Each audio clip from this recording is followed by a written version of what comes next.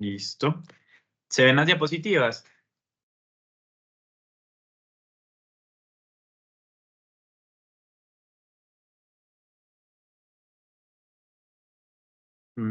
Se ve que sí, ya se ven. Listo. Y pasan, espérame, ahí pasan las diapositivas, ¿se están viendo?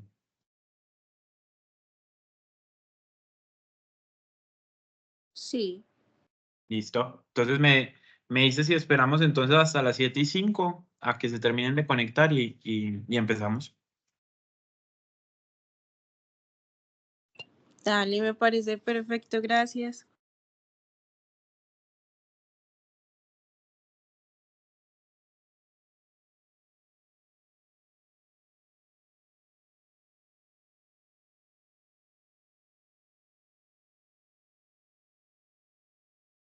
También, mientras tanto, queríamos agradecerte por parte del grupo por sacarnos como este espacio para esta charla, porque sabemos que el horario también puede ser complicado y por sobre todo tener la iniciativa de apoyarnos como grupo de interés.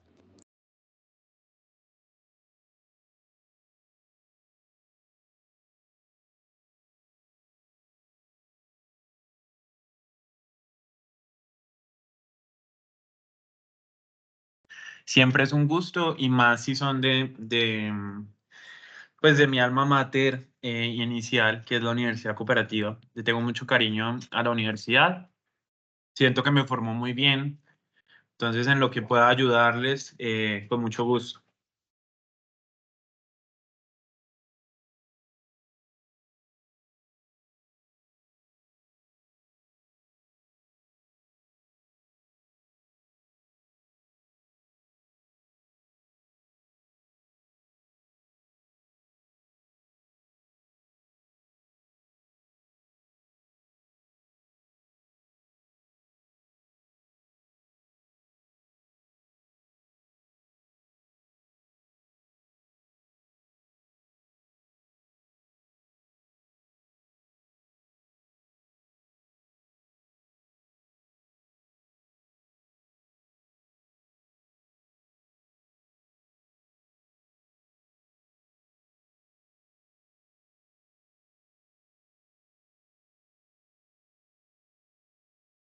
Listo. Entonces, me avisan si el internet falla para apagar la cámara. Yo tengo acá mis cositas. Bueno, entonces ya me presentaron bastante bien, debo admitirlo. Bueno, entonces ya saben, mi nombre es Manuel Alejandro Herbeo Velázquez, soy residente de toxicología clínica de la Universidad de Antioquia. En agosto ya sería mi tercer año. Hoy vamos a hablar de toxicodermias desde la visión de un toxicólogo clínico. Tengo que ser muy sincero con respecto a esto y es que hay como un poquito de molestia o de dificultad para los toxicólogos para abordar este tipo de temas, porque ustedes muy bien saben, la dermatología es un mundo muy oculto y hay muchas manifestaciones variables. Entonces, realmente los que han sido nuestros profes como tal de este tipo de temas han sido los mismos dermatólogos. Entonces no queda nada más que pues agradecerles a ellos precisamente por la buena formación que nos han dado con respecto a este tipo de temas. Vamos a tener varias limitaciones de la charla, limitaciones que están dadas por el tiempo. Créanme que traté de eh, abordar como de la forma más general para poder ver como la mayor cantidad de temas, pero toxicodermias es un mundo completo. De hecho, con toxicodermia se puede escribir un libro completo. Entonces, hay varias cosas de las que no voy a hablar. No voy a hablar de erupciones ampollosas por fármacos. Eh, no voy a tocar dermatitis ampollosa por IgA lineal. No voy a tocar pemfigoide ni pemfigo por fármacos. No voy a tocar las reacciones a fármacos antineoplásicos porque son muy amplias. Tampoco voy a tocar las reacciones asociadas a vacunas o fármacos inyectables. Tampoco voy a tocar reacciones medicamentosas linfomatoides. No voy a hablar de algunas reacciones neutrofílicas a fármacos. Tampoco voy a entrar como en mucho detalle con toxicodermias por metales, aunque me hubiese gustado mucho. son bastante amplias y los metales son muy polimórficos en las manifestaciones que pueden producir en piel. Entonces, se nos iría. Entonces, si en algún momento quieren abordar este tipo de temas, con mucho gusto programamos como una nueva sesión. Entonces, ustedes saben más que yo de esto, ya que ustedes están interesados por este tema. Ustedes saben que la piel es una cubierta indispensable para una adecuada armonía del organismo, también que tiene una función protectora, que es una barrera primaria del sistema inmunológico, y que ella se comporta como una chismosa, diría yo. Ella le chismosea a uno que algo raro está pasando en el cuerpo. Entonces ella le avisa a uno y le dice, venga, acá hay algo extraño. Muchas veces diagnosticamos enfermedades sistémicas gracias a las manifestaciones en piel. Entonces presenta alteraciones como expresión de enfermedades sistémicas. La podemos dividir como en sin pelo o con pelo, recordando que la parte sin pelo, que usualmente es palmas, plantas y labios, es más gruesa y menos permeable que la que tiene pelo. Entonces, ¿esto por qué es importante? Pues porque usualmente si la piel es más gruesa, entonces tiene mayor cantidad de queratina que impide o disminuye la absorción de algunos fármacos. Entonces uno con esto, sobre todo en palmas y plantas, esperaría una menor absorción. ¿Cuál es el problema con los labios? Pues que los labios están cerca de las mucosas y realmente en los labios sí puede haber una buena absorción de algunas sustancias. Hay varias funciones que tiene: térmica, electrolítica, hormonal, metabólica, una función regenerativa.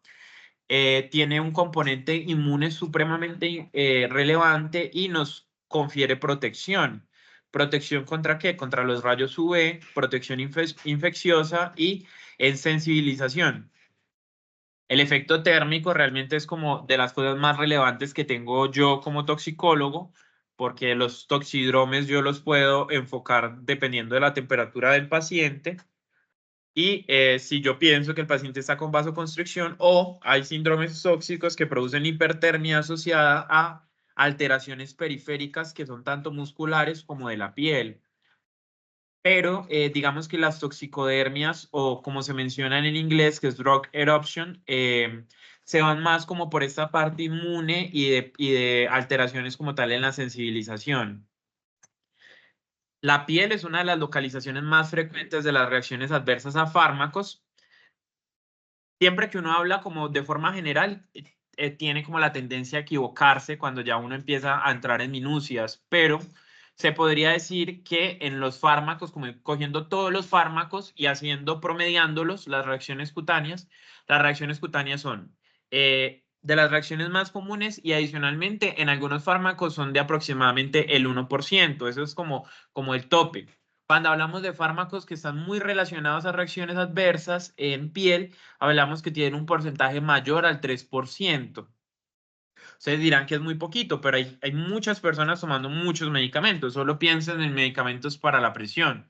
Entonces, si un medicamento para la presión generara solo un 3% de reacciones dermatológicas, sería un porcentaje muy alto poblacional. Entonces, a pesar de que suene que es poquito, es bastante. Usualmente se observan esas erupciones cutáneas que les dije, 0.1 al 1% en los pacientes que se hacen en los estudios, aunque hay que tener mucho cuidado porque estamos utilizando medicamentos que ya no son medicamentos de síntesis. Medicamento de síntesis es, por ejemplo, como el acetaminofén, sino que estamos utilizando medicamentos con estructuras proteicas como medicamentos monoclonales. Eso lleva a que, como la molécula es mucho más grande, tenga más epítopes de donde generarse una sensibilización. Entonces, sí, hay reacciones adversas que ya hemos visto que se han asociado al uso de monoclonales.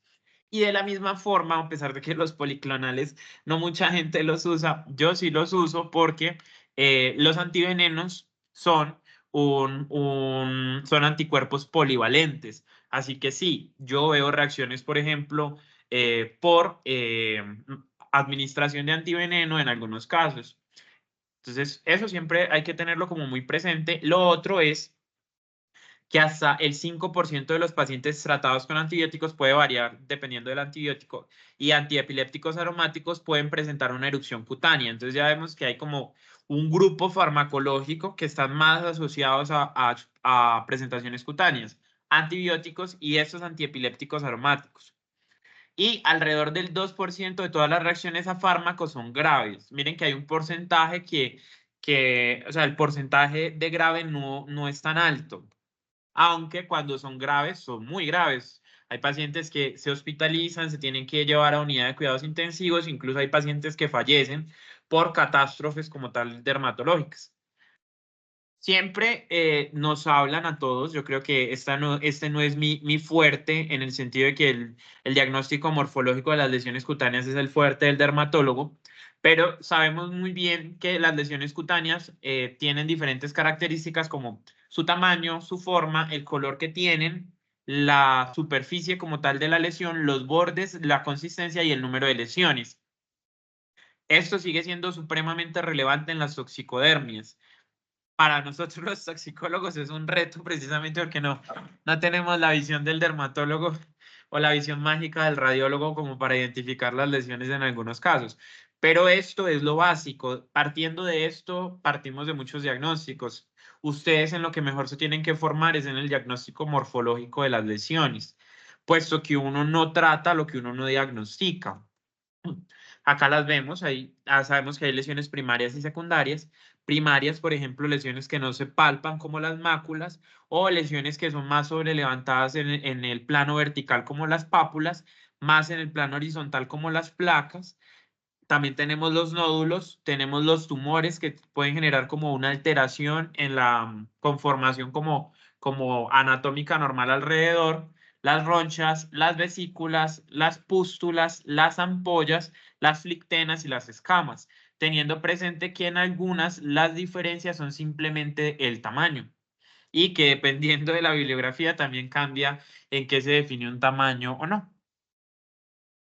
Como les había mencionado, toxicodermia es un término que nos inventamos, es un neologismo. Nosotros hacemos muchos neologismos. Paraclínicos es otro neologismo que nos inventamos. Eh, en inglés se considera como drug eruption, es como el término que se utiliza. Eh, se conoce como erupciones inducidas por fármacos, es un término muy reduccionista y es una entidad que puede afectar tanto piel, mucosas o anexos. Y evidentemente está causada por un efecto nocivo, es decir, dañino, de diversos xenobióticos. Recuerden que la palabra xenobiótico, xeno viene de extraño. Generalmente son medicamentos que penetran en el organismo. Hay diferentes formas en las que puede penetrar el medicamento al organismo, es decir, hay diferentes vías de administración, desde tópicas, subcutáneas, intramuscular, oral, parenteral. Entonces, el xenobiótico es un compuesto extraño al organismo. Los fármacos tienen varias sustancias, no solo tienen el compuesto activo, es decir, por ejemplo, el metoprolol dice, por ejemplo, metoprolol succinato. El succinato es la sal del metoprolol. Entonces, es un compuesto diferente que también viene en esa presentación farmacéutica. Igual que, por ejemplo, el metoprolol tartrato. Cambiaron la sal, cambió la forma pues cambió la cinética del medicamento solo con el cambio de la sal. Pero también cambia la exposición. Un paciente se está exponiendo a succinato, el otro se está exponiendo a tartrato. De la misma forma, adicional a las sales, tenemos los vehículos y los excipientes. Entonces, en algunos casos, ni siquiera es el fármaco como tal, sino esas adiciones que tenemos en el fármaco las que podrían explicar los efectos dermatológicos o las reacciones adversas en otros casos o en otros órganos como tal. Hablamos de fármacos, carcinógenos químicos, aditivos de alimentos, compuestos naturales en alimentos vegetales y diferentes compuestos que están en el ambiente. No olviden que usualmente en el ambiente en el que uno está hay más de 2000 sustancias químicas circulando y ya casi todo lo que comemos viene con diferentes sustancias. Entonces, para mantener un cultivo y que la plaga no lo termine, entonces hay que adicionarle plaguicidas, hay que adicionarle fortificantes. Entonces, estamos expuestos a muchas sustancias. No solo en eso, también estamos expuestos a sustancias en la ropa. Estamos expuestos a sustancias cada vez que tomamos una factura. Estamos expuestos todo el tiempo a diferentes sustancias y realmente uno no lo tiene muy presente. ¿Qué otro término es supremamente relevante que tengamos presente? Se me está cortando espérenme un momentico, o ahí se está escuchando bien. A ver, Sí, se escucha bien. A veces ahí se se te escucha bien. entrecorta un poquito, pero sí se escucha bien. Ah, bueno, ya, entonces apagué la cámara por si algo que, ustedes saben que estamos en épocas de lluvias. Reacción adversa o evento adverso, ¿es lo mismo? ¿Es diferente? Entonces, creo que mi objetivo en esta charla era enseñarles algo que de pronto fuese más de mi área, como para darles ese plus, que algo, por ejemplo, que les pudiera dar algún colega pues, de dermatología. Y hay diferentes términos que están en la literatura que enredan. Entonces, evento adverso es cualquier efecto pues, que ocurrió mientras el paciente estaba tomando un medicamento pero que no necesariamente se puede relacionar con el medicamento. Por ejemplo, un paciente está tomando un antihipertensivo y se cae. Puede que se haya caído, por ejemplo, porque el piso estaba húmedo y se cayó. Pero hay un evento adverso porque el paciente venía tomándolo en ese caso y podría haber una relación. Cuando yo ya establezco la relación, por ejemplo, digo, no, el paciente tiene una hipotensión ortostática, digo, tiene una reacción adversa y yo ahí ya hablaría de una reacción adversa. Recordando siempre que cuando yo hablo de reacciones adversas, hablo de dosis terapéuticas. Ninguna reacción adversa se dan dosis tóxicas. Entonces, siempre que hablamos de intoxicaciones, no podemos hablar de reacciones adversas. Solo podríamos hablar de reacciones adversas en el caso pues, de profilaxis y que esté en las dosis usuales que están indicadas. Espérenme un momentico. Ahí. ¿Por qué les traigo esta imagen? No va a entrar como en mucho enredo con la imagen. Lo que les quiero recordar es que en las fases preclínicas no hay participantes humanos. En la fase 1 tenemos hasta 100 participantes. En la fase 2 de 1000 a 3000. Pero en la fase 4, que es cuando el medicamento se comercializa, es cuando va a salir al público y vamos a tener la mayor descripción de reacciones adversas. Tienen que tener presente que muchos medicamentos, las reacciones adversas pueden ser muy graves, pero son muy raras. Entonces, pueden dar en 1 o 2 cada millón de habitantes. Entonces, 1000, 3000, 4000 pacientes, incluso puede que no sea suficiente para yo saber o para yo sospechar que ese medicamento puede generar esa reacción. Entonces, yo sé que estamos como en el momento de la inteligencia artificial, pero hasta el momento creo que todavía tengo el concepto de que la fase 4 es la que nos dice finalmente si un medicamento es seguro o no. La fase 4 es la que nos habla como de las reacciones adversas que puede presentar extrañas. La fase 2 y la fase 3 se describen varias y de hecho ahí en la fase 2, por ejemplo, se definen las dosis. Son supremamente relevantes, pues un medicamento no pasa de fase 3 si es muy tóxico, pero eso es lo que uno usualmente menciona, pero recuerden que hay medicamentos que se han retirado del mercado y eso sucede en qué? En fase 4 y se retiran ¿por qué? Por reacciones adversas. Entonces siempre tengan eso presente porque, por ejemplo, los inmunoterapéuticos que están saliendo últimamente, pues son muy recientes y digamos que la muestra tampoco es tan grande, entonces hay muchas cosas que desconocemos de ellos con respecto a las reacciones adversas y a veces uno como que no lo tiene presente. Las reacciones cutáneas afectan hasta el 8% de los pacientes hospitalizados, suponen el 2% de las consultas y aproximadamente el 5% de los ingresos. Recuerden que esto puede variar según la epidemiología. La mortalidad intrahospitalaria puede variar entre 1.1 a 1.3% y hay factores de riesgo que se han asociado a reacciones adversas a fármacos como sexo femenino porque hay una mayor predisposición de afecciones autoinmunes, inmunodepresión como VIH, o que el paciente venga pues con un inmunosupresor pues de otro tipo de dermatomiositis que sea relacionado por ejemplo a la exposición a hidroxicloroquina o alelos específicos. Ya entrando como en otra parte que usualmente uno no tiene presente y que probablemente cuando ustedes sean dermatólogos y sean super plays, tampoco pues va a ser como algo del día a día de ustedes. Lo digo porque tengo varios amigos que son dermatólogos, tengo una familiar mía muy cercana que es mi hermana, es dermatóloga, Y a nosotros, incluso a nosotros, a veces nos cuesta como clasificar el tipo de reacciones adversas. Entonces, lo que usualmente hacemos es una clasificación que se hace de la A a la F. La mayoría de reacciones adversas están en los dos primeros grupos, que es la A y la B.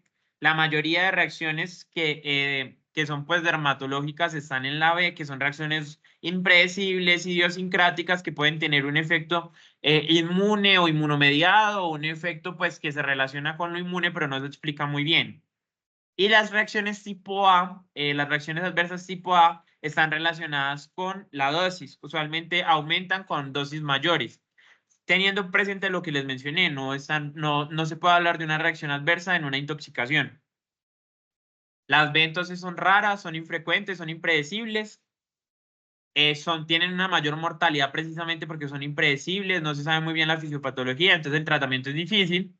Las C son crónicas por acumulación del fármaco, un ejemplo es el metotrexate.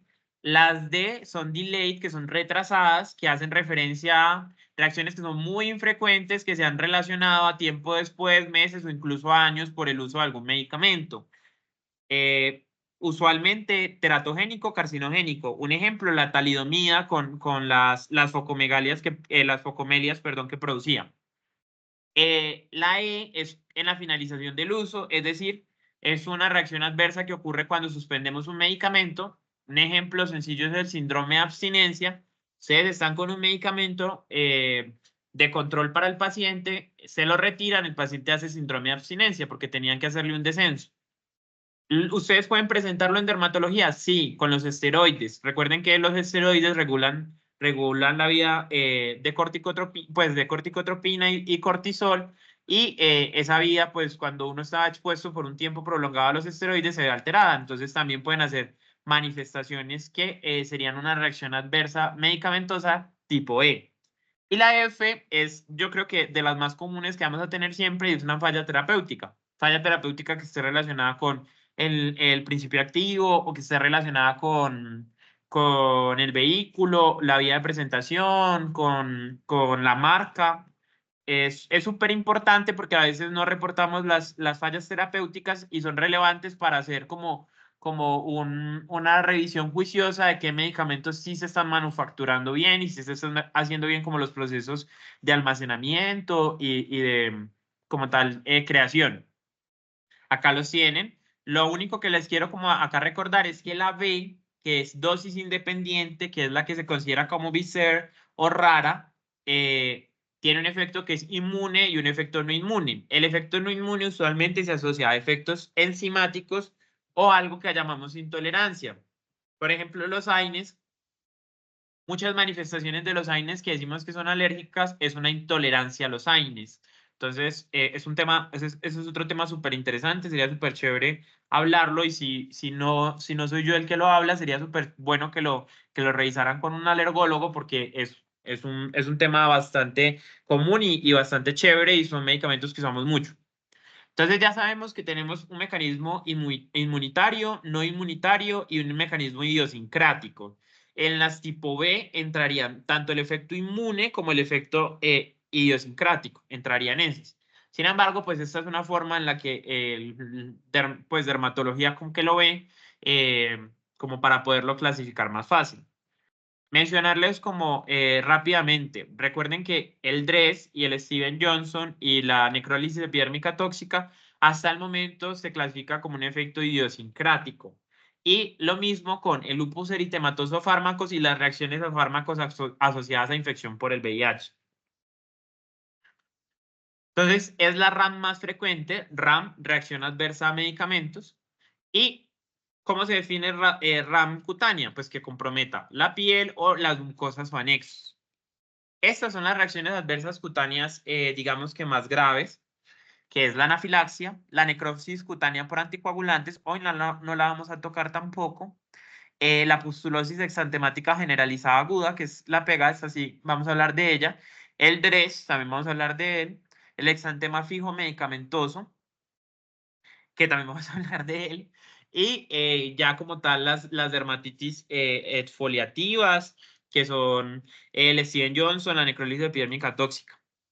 Entonces, como les mencioné, hay un efecto dependiendo pues de la forma en la que ingresa el producto, es decir, el medicamento, que puede ser tanto intradérmico, transcutáneo, enteral, que sería por vía oral, intramuscular, intravenoso o bronquial. Siempre deben tener presente eso, porque recuerden que los medicamentos también se absorben por vía bronquial. Usualmente, cuando uno diseña un medicamento que sea tópico o, por ejemplo, bronquial, uno lo que quiere es que no llegue al compartimiento central. ¿Qué es el compartimiento central? La sangre. Pero les pongo un ejemplo fácil para que sepan que eso no es tan sencillo y que sí llega un porcentaje a la sangre. El salbutamol. El salbutamol debería actuar únicamente a nivel pulmonar, pero recuerden que produce taquicardia. Esa taquicardia la produce porque llega al compartimiento central. Entonces, como hay fármacos que a pesar de que se presentan por vía tópica o por otras vías como colirios, vías oftálmicas o, por ejemplo, inhalatorias, también pueden producir manifestaciones dermatológicas importantes. Entonces, tenemos varias cosas acá. Tenemos un mecanismo que está mediado por la presentación antigénica habitual, es decir, llega una célula presentadora antígeno, que usualmente ustedes saben que son células dendríticas o macrófagos, que captan ese antígeno y lo presentan a los linfocitos T. Los linfocitos T se activan y al activarse los linfocitos T hay una presentación del linfocito T al linfocito B y se forma una inmunoglobulina. Con el tiempo, esa inmunoglobulina hace cambio de clase y pasa de ser una inmunoglobulina M en el lugar donde se presentó a una inmunoglobulina G. Pero en algunos lugares, por ejemplo, como en el tracto gastrointestinal, hay mayores concentraciones de inmunoglobulina A o en pacientes que son alérgicos pueden tener una mayor predisposición a hacer un cambio de clase a inmunoglobulina E. Y en este caso, esta presentación antigénica a ese antígeno se le llamaría alérgeno porque me está produciendo una inmunoglobulina E en ese caso. Tenemos otro concepto que es un concepto que se sale, porque si hablamos acá hay muchos procesos, es decir, una célula dendrítica no toma un avión para llegar súper rápido al ganglio, se demora ella migrando. Entonces, hay reacciones que son supremamente rápidas, o sea que no tiene mucho sentido que sean mediadas por esta vía, a menos que sea una reexposición. Pero hay otro concepto y es el concepto de que el fármaco llegue y actúe directamente en los receptores. Es decir, que el mismo fármaco llegue y se pueda unir y genere la activación y la formación de inmunoglobulinas, o que el mismo fármaco genere un efecto, por ejemplo, que se puede llamar pseudoalérgico, que estaría relacionado a una activación, por ejemplo, mastocitaria. Eso es lo que uno podría ver como en ese tipo de casos. Las pseudoalergias, que es lo que les acabo de mencionar, es toda aquella activación de mastocitos que no esté mediada por inmunoglobulina E. Cualquier sustancia que me active mastocitos me va a generar un efecto muy similar al de una urticaria, al de una anafilaxia, al de una alergia como tal. La diferencia es el tiempo de activación del mastocito, es decir, qué tanto tiempo va a durar el mastocito y de qué depende, porque en muchos casos depende de la concentración. Cuando el fármaco cae en concentración, el mastocito vuelve y se inactiva, entonces merman los síntomas. Entonces hay reacciones que se han asociado a un efecto de concentración. Un ejemplo es, por ejemplo, el síndrome de hombre rojo por vancomicina, o las reacciones anafilactoides que ocurren en el paso rápido de antivenenos o en el paso rápido de N-acetilcisteína como antídoto para la intoxicación por acetaminofén. Entonces, son ese tipo de reacciones que uno dice que ocurren porque el fármaco se pasa muy rápido. ¿Qué características tiene esto de relevante o por qué es relevante si al final me presenta manifestaciones muy similares? Porque a la reexposición, si yo no concentro ese fármaco, sino que tengo una adecuada administración, el paciente no debería presentar manifestaciones. Entonces puedo reexponerlo. Eso es lo que hace como referencia como esta parte. Y recordemos que hay unos mecanismos de hipersensibilidad escritos, que son los de Helicum. Les han cambiado como el nombre, pero son prácticamente como los mismos tipos. El tipo 1 es mediado por inmunoglobulina E. Tenemos todo el efecto de urticaria, edema, broncoespasmo, anafilaxia, síntomas gastrointestinales. Es muy rápido, usualmente empieza entre las 30 minutos a las 6 horas.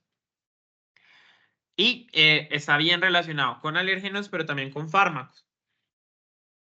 El tipo 2, pues con alérgenos ambientales. El tipo 2 usualmente lo que produce es una reacción a fármaco citotóxica, está mediada por inmunoglobulina G, y lo que puede producir es citopenias, por ejemplo, trombocitopenia, leucopenia, es lo que se podría ver con ellos. El tipo 3 es una reacción que está mediada por complejos de antígeno-anticuerpo. Entonces, usualmente se pueden ver en lugares donde se pueden depositar. Entonces, las articulaciones, por ejemplo, es una zona porosa donde pueden ingresar como estos complejos. Entonces, por eso las enfermedades del suero producen artralgias, pueden producir urticaria y vasculitis. Las tipo 4 se dividen dependiendo de la célula que esté como implicada. Realmente el término urticaria, que es de Abones, es más de una reacción tipo 1 mediada por inmunoglobulina E o una reacción mastocitaria, es decir, algo que esté haciendo que el mastocito se active. Y ya como las tipo 4 tenemos A, B, C y D. A, monocitos. Ahí podemos ver las dermatitis alérgicas de contacto. B, usualmente es inflamación relacionada con un efecto TH2. Eosinófilos, ahí podemos ver el DRES. La C está relacionada a CD8, linfocitos TCD8. Acá usualmente tenemos al Steven Johnson, a la necrólisis epidérmica tóxica y también tenemos a PEGA, pero PEGA también tiene un componente tipo 4D porque recuerden que es una reacción neutrofílica. Entonces el D es neutrófilos. Entonces A monocitos, B eosinófilos, C linfocitos TCD8 y D neutrófilos. Es usualmente como lo que vemos. Hay varios factores de riesgo que se han descrito. Unos, por ejemplo, las infecciones virales, se ha relacionado los virus herpes, como el citomegalovirus, el Epstein-Barr, la roceola, el roceola-like, el 6 y el 7, eh, con un mayor riesgo de presentar reacciones a fármacos. Pero también hay un efecto que está relacionado con la genética de los pacientes. Y se ha escrito supremamente bien, por ejemplo, en el abacavir, que se tiene que hacer la identificación del alelo si queremos darle este medicamento a los pacientes por el alto riesgo de DRES que tienen, o por ejemplo con el alopurinol, en sobre todo asiáticos que vengan de la parte como de los chinos Han o asiáticos taiwaneses con tanto el Steven Johnson como el DRES. Y lo mismo pasa con diferentes anticonvulsivantes aromáticos. ¿Por qué anticonvulsivantes aromáticos? Porque estas alteraciones, estos cambios de alelos se relacionan con cambios enzimáticos que son relevantes en la producción de unos productos que son los arenos. Entonces, como hay un grupito de anticonvulsivantes que pueden generar esos, pues ahí vemos que por eso se han descrito con diferentes alelos, diferentes anticonvulsivantes aromáticos. También el trimetoprim sulfametoxazol, que lo hemos visto, pues que lo podemos ver, por ejemplo, en los turcos que tienen un mayor riesgo si tienen el alelo B57, B55, perdón, con un exantema fijo medicamentoso. Entonces, sí, también hay un componente genético asociado. Hay mecanismos no inmunitarios, una sobredosis, un efecto secundario farmacológico, es decir, los antineoplásicos de los que no vamos a hablar hoy, tienen un efecto que mitiga o disminuye en algunos casos, dependiendo del antineoplásico, disminuye la mitosis de las células. Entonces, células que tienen una alta carga de mitosis también se ven afectadas. Entonces, por eso se puede generar mucositis o alopecia. Toxicidades acumuladas, como la minociclina o la amiodarona. En el caso de la amiodarona, en pacientes con insuficiencia renal se acumula la amiodarona y tienen hiperpigmentación. Toxicidades diferidas, por ejemplo, la relación entre la exposición a arsénico con el carcinoma espinocelular y la keratosis palmoplantar. Interacciones fármaco-fármaco, es decir, un fármaco me puede generar una mayor absorción, una menor absorción, un mayor o menor metabolismo de un compuesto o incluso formar metabolitos tóxicos que solo se forman cuando están ambos fármacos presentes. Les voy a poner un ejemplo que se sale de la parte de dermatología, pero cuando una persona consume cocaína y alcohol, se forma un compuesto que se llama cocaetileno, que no se va a producir si usted toma solo alcohol o si usted consume solo cocaína. Entonces, a eso hace referencia también en algunos casos las interacciones fármaco-fármaco. alteraciones del metabolismo, y acá no el metabolismo del fármaco, sino las alteraciones que producen el metabolismo del paciente de ese fármaco, que puede llevar a síndromes. Por ejemplo, el bexaroteno, que produce hipertrigliceridemia y xantomas, y la isoniazida, que puede generar manifestaciones como la pelagra. Reagudización de la enfermedad. Por ejemplo, los andrógenos empeoran o pueden reaparecer el acné vulgar, o el litio y el interferón, que pueden empeorar la psoriasis de un paciente. ¿Listo? Entonces, recordemos, para hacer el abordaje lógico para determinar la causa de una erupción medicamentosa, entonces lo primero que evaluamos es lo que van a hacer ustedes como dermatólogos. Realmente a nosotros, ustedes nos ayudan muchísimo, porque ustedes nos han, en algunos casos, el diagnóstico, y solo nos piden que hagamos como la relación causal del fármaco. O nosotros, realmente ustedes son los que usualmente llegan a tratar como este tipo de pacientes. Ustedes son como los que se empoderan de él, los que les ponen los pulsos de esteroides, los que inician como toda la terapia. Nosotros estamos en vigilancia, pues porque todo este sistema de vigilancia y notificación, pues lo conocemos mucho más nosotros, y porque evidentemente hay que identificar bien la causalidad del fármaco, y digamos que en ese tipo de cosas, pues usualmente nosotros nos forman un poco más. Tenemos también factores cronológicos. El factor cronológico es supremamente esencial, recordando que si una reacción ocurre antes de la administración de un fármaco, de la primera administración de un fármaco, es muy raro que esté relacionado. ¿Con qué estaría relacionado? Con un empeoramiento, es decir, que el fármaco empeore, es decir, tiene psoriasis, le dieron litio, empeoró la psoriasis. La psoriasis la tenía desde antes, pero yo sé que el litio la empeora. Pero, por ejemplo, decir yo que un paciente tiene un Steven Johnson y había hecho manifestaciones previas, y resulta que le puse hace 3 días un fármaco, pero él ya tenía unas manifestaciones, relacionarlo es muy difícil. Yo ahí no puedo hacer una relación causal. ¿Qué puedo hablar yo? Por ejemplo, que le puedo aumentar el riesgo. Entonces, si yo sé que hay fármacos que pueden aumentar el riesgo, pues los evito, pero no es el causante. Acá hay que tener mucho cuidado, porque hay fármacos que tenemos con mucha sospecha: los antibióticos, supremamente sospechosos; los anticonvulsivantes aromáticos, supremamente sospechosos. Pero recuerden que si hay fármacos que son novedosos o muy nuevos, no tenemos forma de conocer eso, y a veces pecamos por, por echarle la culpa al fármaco que no es. Entonces, lo importante es no estar cegados, considerar los excipientes, el aceite de soya, en qué lo diluyeron, cómo lo pasaron, súper importante esto. Y a veces la respuesta a la reintroducción realmente no se hace en la mayoría de casos, realmente no está indicado, porque es un riesgo pues que corre el paciente, y si hay una alternativa terapéutica pues se la doy, pero a veces los mismos pacientes se reintroducen el fármaco. Entonces, a la reintroducción que hace el mismo paciente, tiene los síntomas. ¿Qué otra cosa tenemos? Pues uno no se las sabe todas. Hay registros de alertas farmacológicas, hay búsquedas bibliográficas que podemos hacer. Les recomiendo Micromedex. Ahí pueden buscar desde los brotes como tal, o las erupciones cutáneas por fármacos, hasta todo lo que quieran saber de un fármaco. Ahí están las indicaciones, FDA, la dosis, el mecanismo de acción. Está muy bien explicado. Esta que es el Lead Drug Eruption and Reaction Database es una página web que acá la pueden ver. Acá les traje un pantallazo, que es muy interesante porque nos busca según la reacción, según la indicación. Acá también pueden ver indicaciones de ustedes, de enfermedades pues, de la piel, y suplementos herbales. Y con eso uno, digamos que se podría orientar. Desventajas: es de pago, y es carita. Entonces, digamos que no todos tienen acceso a esas herramientas, pero Micromedex es una herramienta que usualmente tenemos disponible por las universidades. La Universidad de Antioquia, por ejemplo, la tiene disponible, y yo la uso pues en mi diario pues laboral. Entonces podemos clasificarlas en graves, moderadas y leves.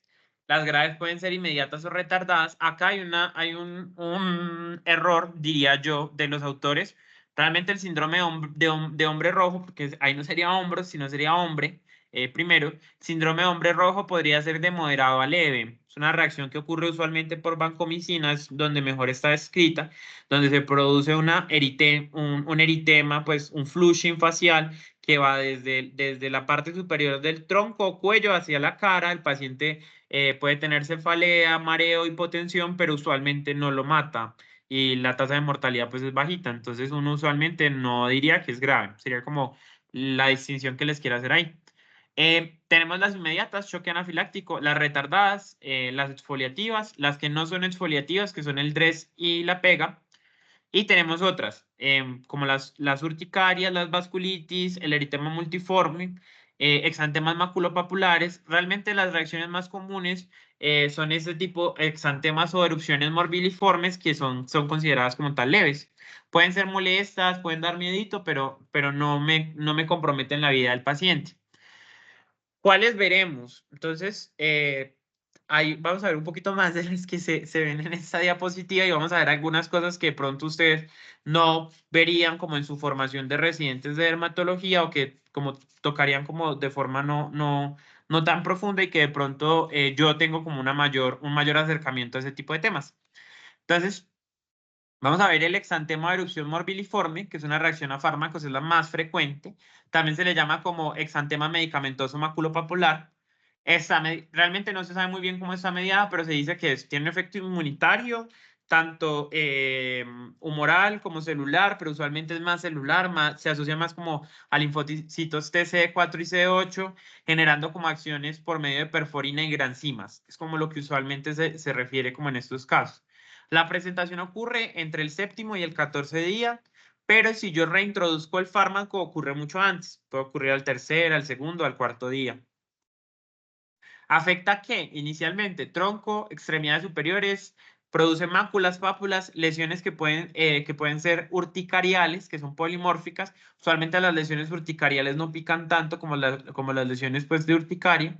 En zonas de declive pueden presentar lesiones petequiales o purpúricas. Realmente se parecen, se podrían, o sea, uno viéndolas podría pensar que son petequias o purpúricas, pero recuerden que la característica de este exantema de erupción morbiliforme es precisamente eso, que es polimórfica, tiene demasiadas cosas, tiene demasiadas presentaciones, pero usualmente es maculopapular.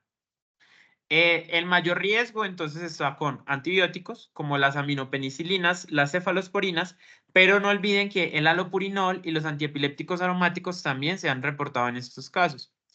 Las infecciones víricas aumentan el riesgo. Yo sé que ustedes han escuchado, por ejemplo, que si un paciente tenía una mononucleosis infecciosa, ustedes la confundieron, le dieron al paciente, no sé, un antibiótico, hace un exantema. Y usualmente en lo que se relaciona es una alteración precisamente de ese efecto inmune que está haciendo el cuerpo para controlar el virus. Acá lo pueden ver, miren que es supremamente polimórfica. De hecho, la imagen que vemos en la C son anulares, pues se ven lesiones, placas como tal anulares. Y en la tipo A es la que uno usualmente ve, que es un exantema maculopapular, que compromete, como les dije, tronco. Usualmente lo que más compromete es el tronco, pero puede comprometer varias partes del cuerpo. Y miren que en la B, si uno pues se fija bien, miren que los colores sí tienden a ser como más purpúricos. Por eso el libro de Bolonia, que es uno de los libros de dermatología, como de las Biblias que van a tener ustedes, describe como tal esto. ¿Qué se le hace a esa vaina? Pues, o sea, yo veo esa vaina y digo, ¿qué haré? Entonces, lo más importante es que si yo tengo una reacción a un fármaco, si no se lo suspendo, pues no se le va a quitar.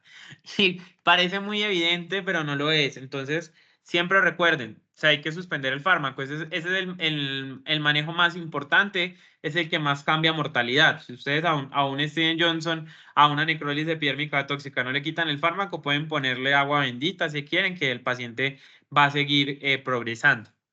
Entonces, suspenden el fármaco. Acá tienen que tener presente que puede empeorar en los 3 días a la suspensión. Es decir, los primeros 3 días puede que el exantema siga progresando, incluso que empeore, pero entre los 7 y los 14 días resuelve sin complicaciones. ¿Qué hacen? Tratamiento sintomático. Algunas personas dan esteroides tópicos, dependiendo pues del compromiso, pues pueden dar esteroides orales. Vamos a hablar de la urticaria. La urticaria, las lesiones como tal que tiene la urticaria son abonis. El libro las define como pápulas y placas eritematosas, edematosas, transitorias y pruriginosas. Esa vaina es un abón, pues, o sea, todo ese larguero es abón, eso es un abón. Los abones tienen ese efecto, son transitorios. Recuerden que si hay lesiones que duran más de 24 horas, uno usualmente ya no piensa, uno usualmente ahí podría sospechar una vasculitis urticarial o otro tipo pues, de diagnósticos diferenciales que tienen ustedes como a la mano. Ocurre en cualquier parte del cuerpo, es decir, puede afectar palmas, plantas, cuero cabelludo, todas las zonas las puede afectar y la célula causante es el mastocito, que se puede activar por vía de inmunoglobulina E o no inmunomediada. Este es, de pronto alguno no lo conoce porque esta es la guía del 2020 de anafilaxia. Acá vemos que hay diferentes mecanismos, como les había mencionado previamente, inmune, no inmune, y el que decimos que es idiopático, que ni siquiera sabemos si es no inmunológico, si es inmunológico, qué es esa vaina. Inmunológico, tenemos alimentos, medicamentos, en medicamentos, entonces nuevamente, antibióticos y AINES. Y los agentes biológicos. Miren que los agentes biológicos no llevan mucho tiempo y siempre como que los tenemos ahí en la cabeza. Recordar que agentes biológicos también son vacunas y, como les dije, antivenenos. Alérgenos ocupacionales, medios de contraste, el látex, aeroalérgenos, picaduras por insectos o fluido, por ejemplo, el semen. Mecanismos inmunológicos también están también están asociados a fármacos. Acá tenemos los dextranos, también tenemos el contraste, biológicos y AINES. Tenemos no inmunológicos que pueden generar una activación directa del mastocito que no está mediada por inmunoglobulina E, e idiopáticos, que no sabemos esa vaina qué fue lo que le pasó o qué, o que el paciente tiene una condición como tal, no tiene un trigger, pero el paciente tiene una condición que lo hace más susceptible, es decir, tiene una mastocitosis, por ejemplo. Entonces acá las podemos ver, una medida por inmunoglobulina E, una medida por liberación de citoquinas, una medida por complemento. Estas tres en general constituyen las medidas por la parte inmune. La que no está medida por la parte inmune usualmente es un efecto directo, es decir, el fármaco se une al receptor MRGPRX2 y activa el mastocito y hace que como tal él genere la liberación de gránulos. Si no, pues tenemos estos, por vía de activación del complemento, que puede ser por vía clásica, puede ser por vía alternativa, puede ser, si es por lectinas, pues asociada a un patógeno, pues 10% son causadas por fármacos. Realmente la causa más común no son los fármacos, pero como para sospechar uno de los fármacos, uno los sospecha más en urticarias agudas que en crónicas. Usualmente los fármacos generan más urticarias agudas que crónicas. Y las urticarias crónicas, si bien no son generadas, o sea, si bien puede que esa urticaria crónica no sea generada por un fármaco, sí puede reagudizarse o empeorarse. Entonces, en urticarias crónicas, los AINES, incluyendo la aspirina, puede reagudizar los cuadros para que lo tengan muy presente. Entonces, eso es como lo que podemos ver acá. Recuerden, penicilina, cefalosporina, sulfonamidas, minociclinas, anticuerpos monoclonales. Los efectos son rápidos, son de minutos a horas. El angioedema, usualmente la diferencia como tal de la urticaria y del angioedema es que en la urticaria hay una vasodilatación y edema de la dermis. En cambio, en el angioedema hay un edema de la dermis profunda, del tejido subcutáneo y de la submucosa. El 50% de angioedemas tienen urticaria asociada. El fármaco que uno usualmente tiene como en la cabeza con angioedema son los IECAS.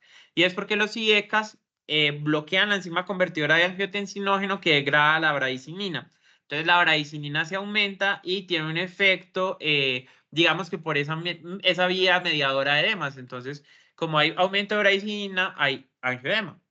La presentación más habitual es tumefacción subcutánea, pálida, rosa, asimétrica en la cara y puede afectar orofaringe, faringe y epiglotis. Entonces el paciente puede tener disfonía, dificultad para pasar alimentos, para tragar, en ese tipo de casos.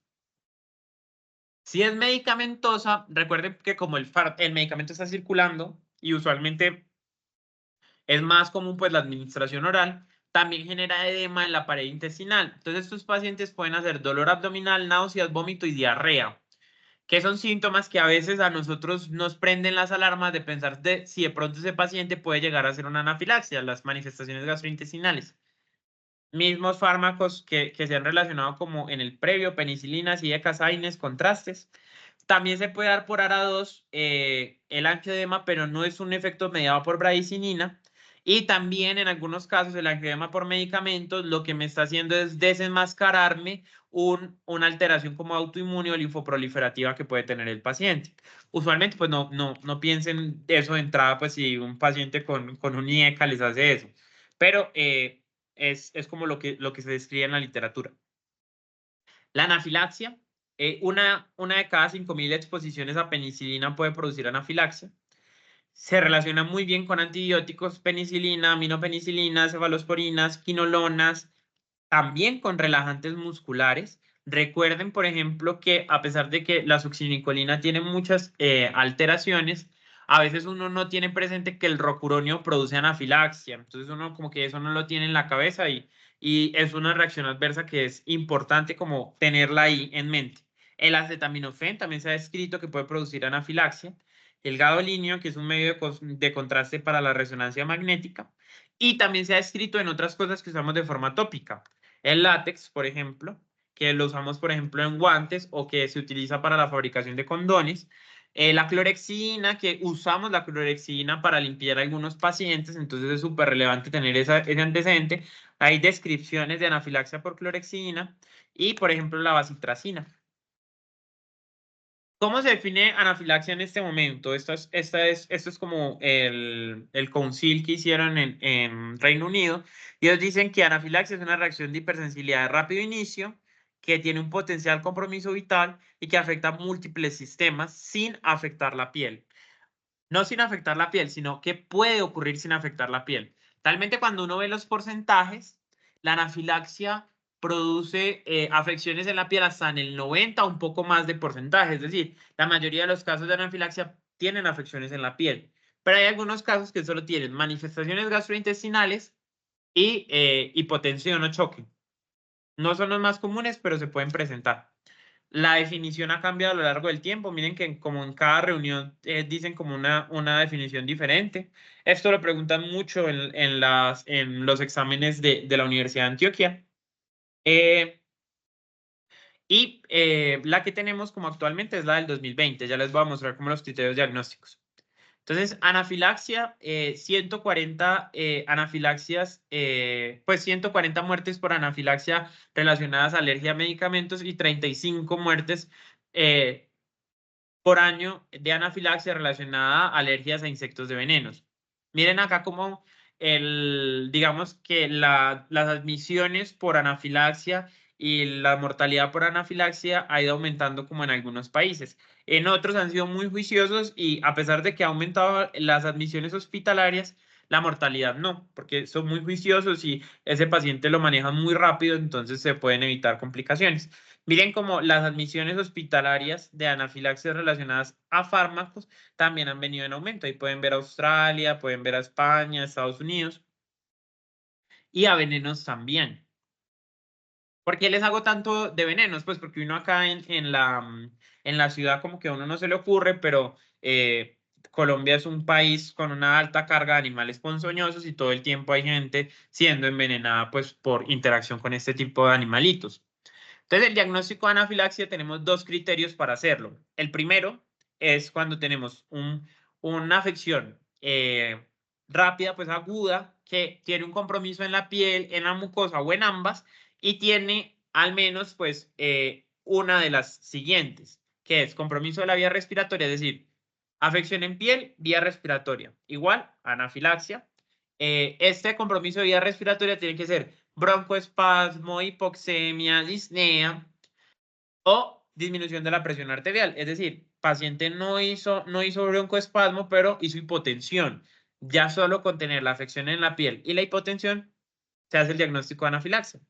O síntomas gastrointestinales graves. Entonces, si el paciente tiene un síntoma gastrointestinal grave, es decir, vómito repetitivo que no hay forma de solucionarlo o un dolor abdominal insoportable que recuerden que es por edema. En estos pacientes si adicionalmente tienen estas manifestaciones gastrointestinales y afección en la piel, se les diagnostica anafilaxia.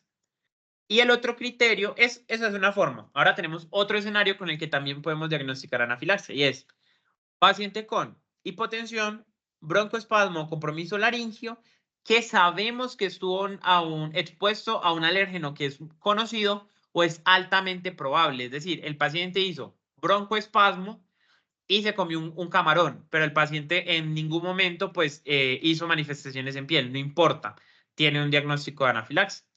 Y pues obviamente las presiones van a variar dependiendo de la edad del paciente. Acá las manifestaciones clínicas, 80-90% ocurren en piel. Miren que no todos los casos tienen estas afecciones en piel y van disminuyendo. El que usualmente menos se reporta es las afecciones gastrointestinales, de un 20 a un 30%. El manejo de esa adrenalina es lo que se ha definido. Se ha escrito que los antihistamínicos disminuyen o pueden disminuir el número de uso o de dosis de adrenalina, pero realmente ese manejo lo hacemos por teoría. Es decir, esteroides y antihistamínicos, las revisiones grandes que hemos hecho no hablan de que tengan como un efecto importante en la anafilaxia, quitando como la urticaria y el angioedema. En la anafilaxia. El paciente tiene anafilaxia, necesita adrenalina. No nada más, necesita adrenalina. Lo que pasa es que ponerle el antihistamínico y el esteroide, pues no es que le vaya a hacer más daño. Con el esteroide, pues hay cositas debatidas. Entonces, algo tóxico, ya entrando como otra vez un poquito más en mi terreno, el síndrome de escombroide, no lo olviden. Hace poco, creo, me comentaron un caso de una muchacha que había comido algo que se llama como poke. Yo no sabía qué era esa vaina, si les confieso, pues eso me sonaba súper raro, como poke, cope, ni siquiera me acuerdo cómo se llama bien. El caso es que era una presentación de pescado, que ahora que es súper famosa, súper play, yo no la conocía, y me dijeron que había comido eso y que después había presentado una reacción muy similar a la de esta imagen. Resulta que cuando nosotros comemos un pescado, por ejemplo, un atún o un salmón, esos pescaditos tienen histidina. Y si la cadena de frío no se guarda bien y este pescadito estuvo expuesto a cambios de temperatura, las bacterias van a convertir a esta histidina en histamina. Entonces es como si uno se comiera un pool de histamina. Entonces van a hacer manifestaciones muy similares a la urticaria. De hecho, el síndrome de escombroide puede producir todo un cuadro típico de anafilaxia, o sea, así de grave puede ser. Usualmente lo que se reporta es esto, lo que pueden ver en la imagen, y que a las horas, cuando la histamina se depura y se elimina, les mejora los síntomas. Pero para que lo tengan presente, porque les estoy contando un caso que ocurrió en la ciudad, uno no sabe, montan un restaurante super play, pero resulta que la cadena de frío no era tan play. Hay otra parte que también les quiero tocar y es que Colombia es un país biodiverso, ahora ya ni siquiera se le dice biodiverso, sino mega diverso. Entonces tenemos diferentes plantas que pueden producir urticaria, porque tienen pelos que son urticantes. Una es la pringamosa, que es Urera caracasana, que viene precisamente de una familia que se llama Urticacia. Está escrita en el norte de Santander y en Cundinamarca. Es probable que en otros departamentos también esté. Y es una planta con la que comentan algunas personas que en el norte de Santander castigaban como a sus hijos. Entonces les pegaban con pringamosa y pues hacían urticaria. ¿Cuál es el riesgo? Pues que estoy exponiendo a la persona a un posible desencadenante posterior de un angioedema o una anafilaxia. Entonces hay que tener mucho cuidado. O los que son senderistas tienen que tener mucho cuidado con este tipo de árboles. Pues porque hay gente, no sé, que abraza los árboles y ay, va y abraza el árbol y resulta que era un árbol tóxico y hace una urticaria súper brava. Uno cree que no, ha pasado. Suena chistoso, pero el servicio de toxicología es un servicio donde suceden cosas chistosas. Miren cómo se ha escrito realmente como en otras partes del país, como lo que encontré en como la megabase de datos que tenemos de plantas, que es Colplanta, que es pues que tiene plantas colombianas. Y tenemos otras, la úrtica dioica y la úrtica urens. Las úrticas son las que conocen como ortigas o las que conocen como con ese nombre inicial.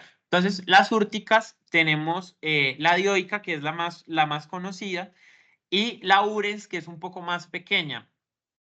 Ambas producen manifestaciones pues, de urticaria, solo que la urens, las manifestaciones de urticaria son mucho más graves. ¿Por qué? Porque tienen más pelitos urticantes. Tenemos otras ortigas, como la ortiga blanca, que es esta, que es la Portea destruans, que también está descrita en Colombia, que también puede producir urticaria.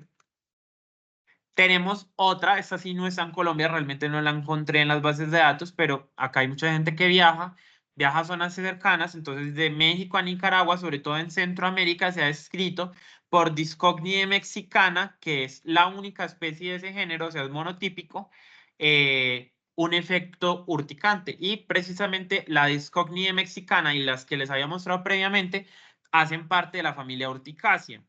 No todas las plantas que hacen parte de la familia Urticaceae son urticantes. Acá les traje unas pues que tenemos, pero siempre es importante como tener como la alerta o la señal.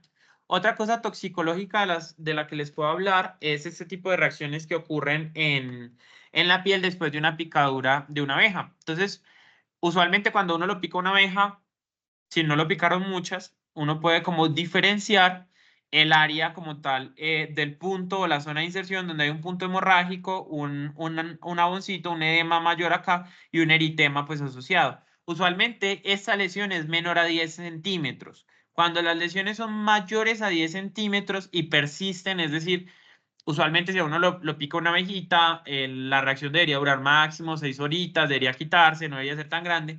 Pero si es más grande como esta, donde este edema compromete prácticamente toda esta placa y es mayor a 10 centímetros y dura 2, 3 días, estamos hablando de una reacción local grave y acá no solo hablaríamos del efecto del veneno, sino que esta persona ya tiene un efecto mediado por inmunoglobulina E.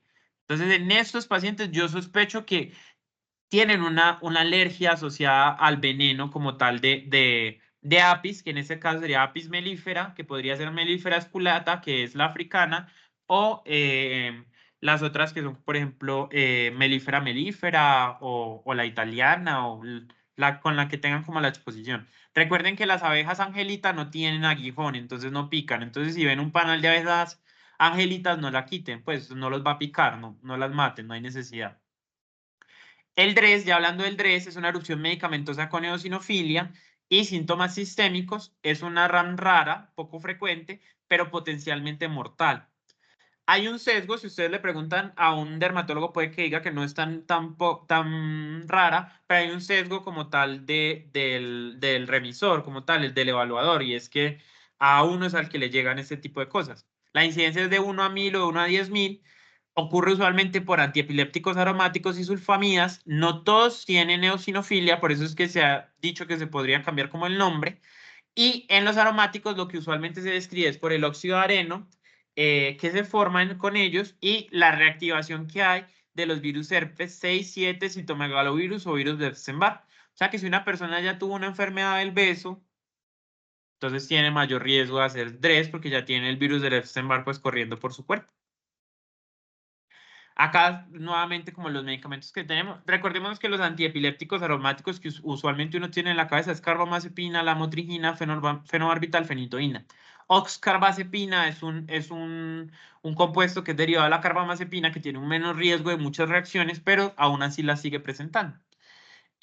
Antibióticos como la Dapsona, que es una sulfa, el trimetoprim, sulfametoxazol, la vancomicina, antirretrovirales como el abacavir, la nevirapina. Recuerden que la abacavir tiene aparte una asociación genética en este caso, y otros como el alopurinol, que usualmente se presenta cuando las dosis son completas o cuando tenemos una disfunción renal. Entonces, ¿cuál es la dificultad con el DRES? Que el DRES se presenta de forma tardía. Incluso hay veces en los que el paciente ya suspendió el medicamento y puede presentar las manifestaciones de forma posterior. O el paciente viene tomando el medicamento a 8 semanas antes y no había presentado nada y a las 8 semanas empieza con las manifestaciones. Entonces hay que tener como una alarma para sospecharlo. A veces nadie se le ocurre que es un DRES y es un DRES. Y en medicina interna se le buscan mil cosas y era un DRES. La reexposición adelanta el inicio. Tienen fiebre y erupciones, de las manifestaciones más comunes, entre el 85 fiebre, erupción 75. La erupción es edematosa, a menudo tiene acentuación folicular y las presentaciones vesículopustulares, tanto foliculares como no foliculares, la eritrodermia o la lesión purpúrica son menos frecuentes. Obviamente, si el paciente tiene eritrodermia, o sea que el eritema compromete más del 90% o más del 80% dependiendo del autor, pues tiene un mayor riesgo, una mayor gravedad. Y la clave acá es que el DRESS produce mucho edema en la cara, es una como distintiva. El DRESS produce edema en cara, es como su peculiaridad, que la pega también la puede producir, pero en menor proporción. Afecta tronco superior, extremidades, y la afección mucosa es mucho más leve, por ejemplo, que comparándola con un Steven Johnson o con un NET. ¿Qué otras cosas tiene? Adenopatías, afección hepática, nefritis intersticial, neumonitis, miositis, tiroiditis. También puede tener infiltración eosinofílica cerebral que puede llevar a convulsiones. Y las afecciones cutáneas y viscerales pueden persistir semanas a meses del retiro del fármaco. ¿Qué le pido? Como tiene un compromiso sistémico tan importante, tengo que pedirle muchas cosas. Un hemograma, función renal, función hepática, uroanálisis, CPK, lipasas, TSH, T4 libre, glicemia. La TSH y la T4 hay que repetírsela a los meses. Electro, troponinas, ecocardiograma. Usualmente uno en esos casos, en estos, por ejemplo, electro, troponinas, ecocardiograma, lo hace guiado en los síntomas del paciente. Si el paciente tiene dolor en el pecho, tiene alteraciones como en el gasto, yo ya pienso que tiene un compromiso cardiovascular. Si no, uno usualmente los podría obviar. O pedirle un electro y con el electro orientarme. PCR cuantitativa para los virus, para herpes, 6, 7 Epstein-Barr y citomegalovirus se han descrito, realmente yo no lo he visto, de pronto un dermatólogo sí. ANAS, hemocultivos, sobre todo porque estos son criterios de exclusión del Registrar que uno utiliza. Y dependiendo como de otras cosas que uno tiene como en la cabeza, se solicitan otras cosas. El diagnóstico, entonces, hay dos sistemas de puntaje. Uno es el J-SCAR, que es el japonés, y el otro es el Registrar, que es el europeo. Nosotros utilizamos pues el Registrar y dependiendo del puntaje que nos dé el Registrar, que tiene fiebre, adenopatías más de 2 regiones, mayor a 1 centímetro, linfocitosis atípica, porque este puede producir linfocitosis atípica como las que se ven en mononucleosis, hiperosinofilia, afección en la piel, biopsia como tal, y la resolución en mayor o igual a 15 días. Todo ese tipo de cosas tienen un puntaje y con eso decimos si es probable, si es probable o si no, no hay caso o si el caso es cierto. Entonces, eso es lo que usualmente hacemos. Entonces, dependiendo del puntaje es de donde sacamos el valor. Entonces, menos de 2, no. De 2 a 3, posible. De 4 a 5, probable. Y más de 5 se diría que es como un caso como confirmado.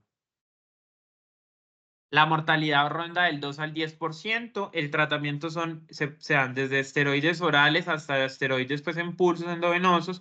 Pero hay que tener mucho cuidado con el rebote en el descenso, porque a veces en el descenso que van haciendo ustedes o que van a hacer pues cuando se gradúen y pasen a la residencia, el paciente puede hacerles rebote de las manifestaciones. Les voy a mencionar algo también como más de mi parte, que es precisamente lo que les mencioné del óxido de areno.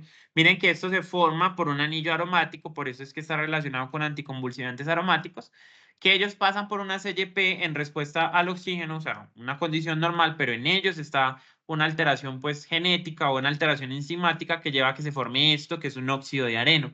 Y este compuesto es el compuesto que se ha relacionado a DRESS en este tipo de casos. Entonces, ¿es usualmente en qué pasa? Fármacos anticrisis, que ¿cuáles son los fármacos anticrisis? Pues anticrisis convulsivas. Las tasas de titulaciones más altas, es decir, con la lamotrigina, entre más rápido le inicie el fármaco, o sea, entre más rápido llegue a la dosis máxima, más riesgo tiene de hacer reacciones de hipersensibilidad. Hay hipersensibilidad cruzada, es decir, pues, si yo cambio de un aromático a otro, el paciente puede volver a presentar síntomas a pesar de que no sea el mismo medicamento. Y la retirada del agente usualmente conduce a resolución, pero ya vimos que en el DRESS se puede demorar semanas a meses. Estos son algunos riesgos que se describen como en la literatura. Niños menores de 5 años tienen mayor riesgo en algunos casos. Pacientes con infecciones virales, con VIH, infecciones virales en la infancia. Enfermedades concomitantes a epilepsia, porque estos pacientes probablemente sean, estos pacientes que ustedes ven en este caso es porque tienen un anticonvulsivante, pues probablemente porque tienen epilepsia. Entonces los van a ver, entonces tienen que tenerlo presente. Historia familiar previa, niveles bajos de vitamina D, medicamentos simultáneos, antifúngicos, macrólidos, que hacen como interacciones en las vías de las CYPs. Y tenemos generaciones. Usualmente lo que vemos es con nuevos aromáticos como la lamotrigina y lo vemos con la primera y la segunda generación. Los que no son aromáticos son el valproato, la gabapentina y la vigabatrina. No son fármacos anticrisis como aromáticos que no tengan presente. Obviamente ahí faltan muchos anticonvulsivantes. Y acá tenemos diferentes sustancias que son aromáticas. Entonces acá las podemos ver, las que habíamos visto en la tabla previa, pero ya en su estructura. Únicamente mencionarles que el cannabidiol es un compuesto que también es aromático. ¿Por qué se los menciono? Porque ahora como las personas están tan expuestas a la marihuana porque la consumen de forma recreativa, también están expuestos al cannabidiol porque no solo entra THC, también entra cannabidiol. Y adicionalmente el cannabidiol, nosotros estamos como en estrategias para usarlo para trastorno por uso de cannabis, utilizar el cannabidiol como regulador. Hay otro tipo de toxicóforos, perdón, que son otras sustancias que también tienen una estructura que puede generar alteraciones dermatológicas. Acá hay diferentes que se han descrito, alquinos, epóxidos, aldehídos. Los epóxidos son muy similares al areno como tal. Receptores de Michael, alquilalidos, hay muchos. Pega, vamos a hablar de pega. Entonces, pega es la pustulosis exantemática generalizada aguda. Como les dije, algo que tiene similar al que vimos previamente es que puede producir edema en cara. Pero lo que describen en pega es una erupción febril aguda que tiene numerosas, me equivoqué ahí, qué pena, pústulas estériles no foliculares pequeñas, menores a 5 milímetros. El 90% de los fármacos, o sea, el 90% de los casos, perdón, es por fármacos. El resto se ha asociado a enterovirus o mercurio. Recuerden que este país es un país de oro y de minerías ilegales y el mercurio se sigue usando. Entonces, la pega se ha asociado a zonas donde hay precisamente minerías donde utilizan el mercurio, minas de oro. Hay diferentes HLAs que se han relacionado con la pega y tenemos fiebre, lesiones cutáneas que usualmente comprometen cara y zonas intertriginosas, pero que se diseminan muy rápido. Pero realmente lo que a uno lo hace pensar son las pústulas. Son pústulas chiquiticas, chiquiticas, que están como en una zona de un eritema edematoso. Y ahí hay un montón de pustulitas. Entonces, con esas pustulitas no son pústulas infecciosas porque son estériles. En la mitad de los casos hay edema facial y menos común otras presentaciones, púrpuras, vesículas, ampollas, pueden tener lesiones similares a las del eritema multiforme, pero son mucho más raras. Y a la primera o segunda semana tienen una descamación superficial. Esta descamación también se puede ver en el DRES. Uno en el DRES también puede ver una descamación acral que se puede presentar. Acá las pueden ver, miren que son chiquiticas, son bien, bien chiquiticas. Y la pustulita pues es superficial. Pero miren, son unas pustulitas chiquitas, chiquitas, chiquitas. Y están pues en todo este mar como rojito de eritema y edema. ¿Qué fármacos se han asociado a la pega? El acetaminofén, antibióticos, calcio antagonistas, que a veces no los tenemos presentes, el diltiazem, carbamazepina, la cetiricina, que es un anti-H1. Hay otros compuestos que también se han asociado a la pega, que son, por ejemplo, los AINES, incluyendo a los Oxicam y la terbinafina, para que lo tengan presente, porque uno a veces no lo tienen presente y miren que hay un antihistamínico que se ha relacionado pues con la pega y puede que uno en no saberlo pues lo suministre y no tenga como esa idea en la cabeza. Este es el score que se utiliza en Pega, si no me equivoco, no coloqué el nombre, es el Euroscar y ahí pues pueden ver como a qué hace referencia, tiene tres criterios grandes, que es morfología, curso y histología, y las puntuaciones que tienen ellos como para hacer la clasificación es, yo digo que es un caso definitivo si tiene de 8 a 12 puntos, probable entre 5 y 7, posible entre 1 a 4 y no es un caso, 0. Y insuficiente si con las lesiones yo no podía definir nada. Pega tiene compromiso sistémico, pero no tan marcado como el DRES. Puede afectar hígado, riñones y pulmones. Como es una pustulosis exantemática generalizada aguda asociada a neutrofilia, pues eso tiene leucocitosis con neutrofilia. Pueden tener eosinofilia, pero que es ligera a moderada. Y el tratamiento, como en todos, es retirarle el fármaco, esteroides tópicos y antipiréticos. Yo asumo que dependiendo del compromiso, podrían utilizar, variar la potencia del esteroide tópico o llegar a utilizar pues esteroides orales. Este es otro que les quiero mencionar, realmente no es como uno de los exantemas graves, pero es un exantema que está muy bien descrito y es el exantema intertriginoso flexural simétrico por fármacos, esdrife o síndrome del babuino. Y acá tenemos como los criterios clínicos. Siempre el fármaco debería ser administrado por vía sistémica. Y hay que tener mucho cuidado porque el diagnóstico diferencial de este exantema del esdrife es el eritema tóxico por quimioterapia. Entonces, si es un antineoplásico, uno podría sospechar más un eritema tóxico que un esdrife. Se puede dar con la dosis inicial o con las dosis sucesivas. Es un eritema muy delimitado, muy bien delimitado. Miren, parecen como si se hubiesen pintado a ese señor en la región glútea, perianal, en forma V, en la región inguinal y perigenital. También puede afectar otras zonas, otras regiones intertriginosas. Usualmente siempre afecta una más. Hay simetría, miren el señor, como les dije, parece pintado, está simétrico. Y ausencia de signos y síntomas sistémicos. ¿Qué fármacos? Este señor, que es de este caso les coloqué acá, que creo que es del 2021, es un caso que ocurrió por valsartán hidroclorotiazida. Entonces acá vemos tanto antibióticos, antivirales, contraste, pero también algunos medicamentos que uno no tiene presente, ácido zoledrónico, antipsicóticos como la risperidona, la hidroclorotiazida y lo otro que uno a veces no pregunta, ¿con qué está planificando? Entonces los anillos vaginales de progestágenos y estrógenos también pueden generarlo, el alopurinol y el paracetamol se han descrito. Este simplemente es como un caso que les traigo como para hacer como contexto histórico. Esto ocurrió, si no recuerdo mal, en 1988. Fueron 63 personas que fueron intoxicadas con arsénico y 4 personas, si no me equivoco, también estuvieron intoxicadas con cianuro. Donde en el curry fue como un bazar donde había un curry y resulta que el curry estaba contaminado de arsénico y cianuro.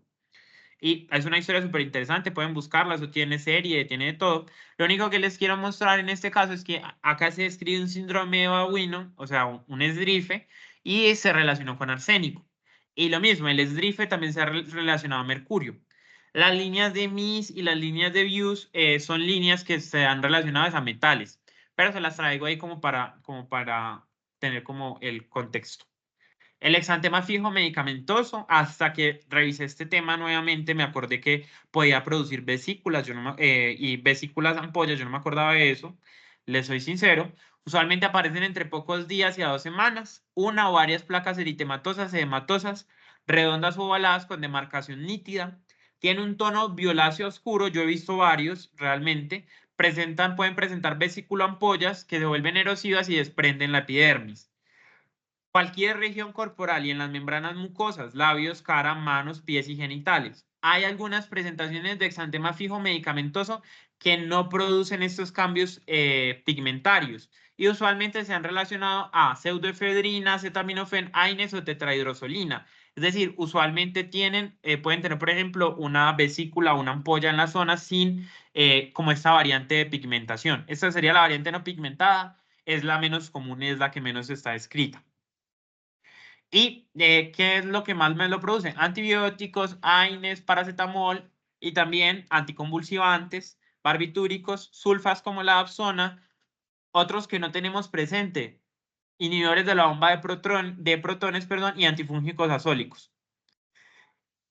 Ya vamos a entrar como en un tema que es muy de ustedes, pero también es muy mío, y es la vasculitis. Ustedes saben que la vasculitis leucocitoclástica es un sinónimo de vasculitis de pequeños vasos, y las vasculitis de pequeños vasos son las que más manifestaciones cutáneas producen. Las vasculitis de grandes vasos, como que afecten la aorta, pues uno no asume que generen muchas manifestaciones como dermatológicas, pero las de pequeños vasos sí. Usualmente el 10% son por fármacos y lo que se ve son pápulas o placas purpúricas que usualmente en las vasculitis de pequeños vasos están en zonas de declive o en zonas de presión, entonces están en extremidades inferiores. Pueden tener otras lesiones, pseudurticariales, ampollas hemorrágicas, puede haber necrosis digital de úlceras, las pueden presentar. Y la afección sistémica usualmente es excepcional. Uno con una vasculitis de pequeños vasos no piensa pues que todas van a tener manifestaciones sistémicas. Obviamente hay unas que tienen una mayor proporción. Unas es esta que les traigo, que es la vasculitis por levamisol, que el levamisol es un contaminante que tiene un efecto que aumenta el efecto de la cocaína y que las personas que consumen clorhidrato de cocaína o perico tienen vasculitis por levamisol. Tal vez ustedes no lo han visto, pero la primera vez que yo llegué al San Vicente no había pasado una semana y vi una vasculitis por levamisol. Me impactó, pues, o sea, ver a una persona con una deformación de sus genitales por necrosis, una cosa de locos.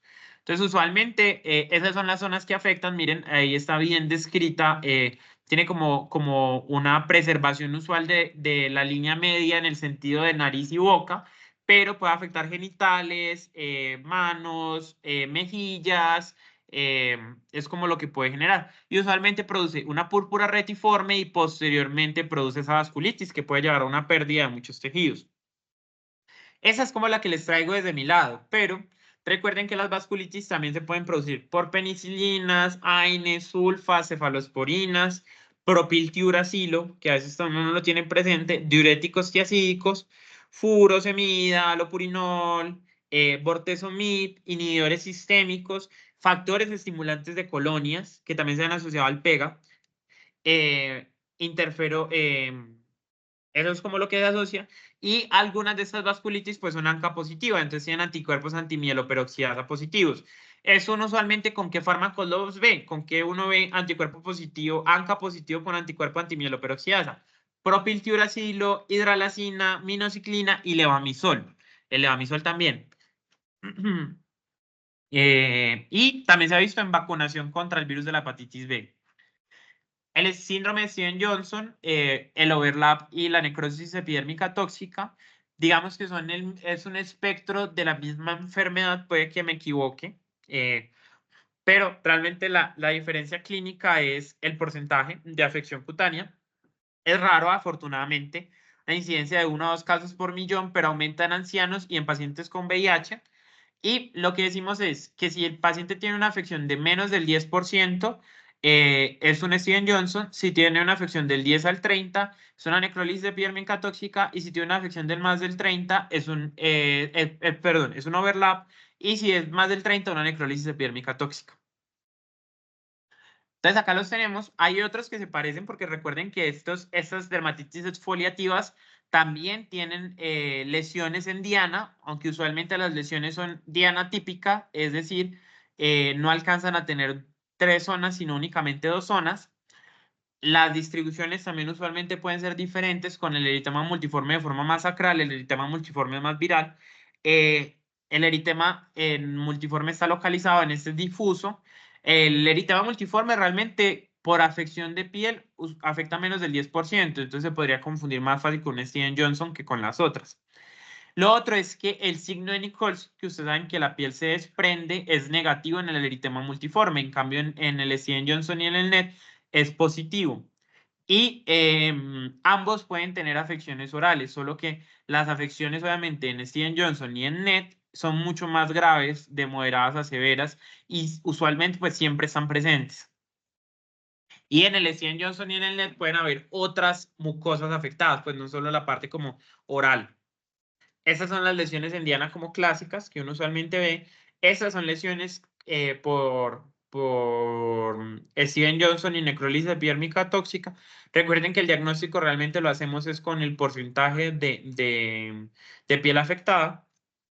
Acá las pueden ver, pueden producir lesiones vesiculampollosas que finalmente pues se desprenden. Hay un signo que llaman como el signo de la cama, que la persona como que se acuesta y cuando se para deja como toda la piel de la espalda en la cama y que mencionan en algunos casos como un signo de mal pronóstico. Realmente desconozco si eso tiene RR o R de mortalidad. Y hay diferentes fármacos que se han asociado fuertemente o tienen una asociación menor. Entonces, fuertemente, el alopurinol, la lamotrigina, la carbamazepina, la fenitoína, es decir, anticonvulsivantes aromáticos, alopurinol, y adicionalmente, algunos AINES como el piroxicam o el tenoxicam, el fenobarbital, algunas sulfas, sulfasalacina, nevirapina y etoricoxib. Asociados otros AINES, por ejemplo, como el diclofenaco, algunos antibióticos como doxy, amoxi y ampi, ciprolevo, o sea, quinolonas y aminopenicilinas, oxcarbazepina, porque precisamente se ha diseñado para que tenga un menor riesgo de afecciones cutáneas, y la rifampicina. Y con menor riesgo se ha escrito los esteroides, el omeprazol, la dipirona, el levetiracetam y el pantoprazol. Este también tiene un algoritmo para llegar como a la causalidad del fármaco. El algoritmo de causalidad en este caso es el algoritmo de Alden. El algoritmo que nosotros utilizamos en el resto de toxicodermias es el algoritmo de la OMS, de Uppsala o el algoritmo de Naranjo. Realmente son los algoritmos que se utilizan para evaluar cualquier tipo de reacción adversa. Entonces, se utilizan también en piel. Pero este algoritmo está diseñado específicamente para valorar en necrólisis epidérmica tóxica de Steven-Johnson, el algoritmo de Alden. Y dependiendo como de lo que nos da, decimos si es muy probable, posible o si lo descartamos. Muy probable es mayor a 6. Si nos da un puntaje mayor a 6 es muy probable. Y si nos da entre 4 y 5 es probable, 2 a 3 es posible y ya de ahí pues va bajando como la relación. Esta es una de las catástrofes que tiene, digamos que el servicio de dermatología, como las cosas graves que tienen, con muchas lesiones como ampollosas, como el pemfigoide, por ejemplo. Entonces, hay una puntuación para evaluar como la mortalidad, que es la puntuación de Scorten, que dependiendo del puntaje, vamos a ver que hay si entre el puntaje sea mayor, tenemos una menor supervivencia. Y eso usualmente se ve en puntajes mayores a 5. Mayores o iguales a 5, la supervivencia baja bastante, hasta el 17% pues, de proporción de supervivencia acumulada. Pero, por ejemplo, con Scortens de 1, como de 1 más o menos, tenemos una supervivencia hasta el 94%. Entonces, nos ayuda bastante. De hecho, esta puntuación creo que es del 2006. No es tan nueva, pero sigue siendo supremamente valiosa. Ya estamos llegando como a las partes finales. Me disculpo, yo sé que me he demorado mucho, pero era demasiado y eso que corté mucho. Y tenemos lo de fotosensibilidad. Simplemente quiero hacerles referencia que fotosensibilidad se puede separar como en dos grandes: fototoxicidad y fotoalergia. Siendo la fototoxicidad manifestaciones más como quemadura, usualmente en las zonas donde hay exposición directa al sol, y se ha visto con fármacos con anillos, o sea, que tienen un anillo en su estructura, que usualmente son doxiciclina, AINES, tiacídicos, amidarona, clorpromacina. Y la fotoalergia, las manifestaciones son más crónicas, también debe haber exposición a la luz. Las manifestaciones usualmente se parecen más a una dermatitis sólica en plano. También se pueden extender a zonas no expuestas y están asociadas a diuréticos, sulfas, sulfonilurias, quininas, quinidinas, antidepresivos tricíclicos y AINES. Ya hablándoles como de otras lesiones asociadas a otros productos, esta es una, la hiedra venenosa, yo creo que la han escuchado, Poison Ivy, que es el Rus striatum, si no me equivoco. Es la que tenemos acá a la izquierda. Es una planta que se considera pues que es urticante, pero lo que producen es diferente a los pelos urticantes que habíamos visto al principio, sino que tiene un compuesto que se llama ursiol, que el ursiol genera un efecto inmunológico asociado, aunque algunos describen esto como una dermatitis de contacto. Entonces, digamos que se podría quedar como en ese espectro, tiene como un efecto inmunológico asociado, lo describen como si fuera una dermatitis de contacto. Y en nuestro medio no tenemos Rus, sino que tenemos Toxicodendron. Aunque hay una pelea, pues hay una pelea ahí de la clasificación pues de los nombres, no va a entrar en discusión con eso. Pero el Toxicodendron sí lo tenemos, es el que se conoce como manzanillo. De hecho, o sea, cercano a la ciudad, cuando yo he hecho salidas de búsqueda de plantas tóxicas, me he topado con Toxicodendron. Y las lesiones que producen, ya se las voy a mostrar porque son supremamente relevantes, sobre todo ahora que el acampar, el ir a caminar, se ha vuelto como más frecuente. Puede producir desde una lesión eritematosa con vesiculaciones pequeñas hasta vesículas grandes. Y usualmente no son tan rápidas, es decir, un paciente puede presentarlas inmediatamente a la presentación, o sea, a la exposición al árbol, o presentarla 2 o 3 días después. Entonces, y es por el ursiol, y el ursiol está en otras plantas. Esta es como para ponerles de ejemplo. Otra cosa que también a veces no tenemos presente es esto, la dermatitis por shiitake, que es un hongo. Ahora también estamos en la época de comer muchos hongos, ya sea por el efecto psiquedélico como la psilocibina o porque en la gastronomía han entrado porque tienen un sabor rico. A mí me encantan los champiñones. Shiitake no sé si he probado realmente, pero se describe como una dermatitis o una erupción flagelada, como si a esa persona le hubieran pegado. Entonces, imagínense una persona que ve esto y dice, ay, no, se le metió la bruja, él está durmiendo, no ha ido a misa como en 2 semanas, la bruja lo agarró y resulta fue que hizo una dermatitis por shiitake y esas son las lesiones que se producen, miren que son supremamente llamativas. ¿Cómo se mejoran? Solitas, ellas se mejoran solitas, se les puede dar tratamiento como terapéutico, pues en ese caso. Sintomático, pero usualmente cuando el honguito se depura, se mejora el brote. Hay otras toxicodermias por otros animales ponzoñosos. Ya vamos a acabar. Tenemos lo que llamamos como la oruga pollo, que es esta, o la sillita, que son estas dos, que están descritas en Colombia, que son el megalopige, creo que es que se llama el de la pollo, y la sillita, que es la que tenemos acá a la derecha. Esas dos tienen algo que se llaman setas, que son en esos chuzitos que ustedes ven, tienen componentes urticantes. Y de hecho, esa que tenemos a la derecha, a pesar de que no ha generado muertes en Colombia, sí tiene un reporte de muertes, tiene un reporte de una muerte que probablemente esté asociado a anafilaxia, que el paciente haya hecho una urticaria tan grave que haya hecho como un efecto anafiláctico.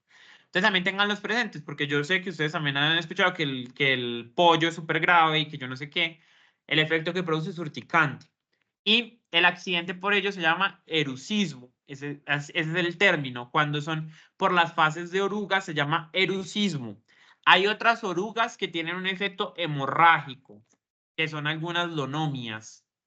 Orientandensis, se me olvida cómo se llama la otra cara, tiene un nombre no me acuerdo, pero son dos, Orientandensis o las que se escriben como a nivel mundial son oblicua y Aeolus, pero no generan tantas manifestaciones como tan llamativas en la piel, es más como la hemorragia que producen que de hecho pueden matar a una persona.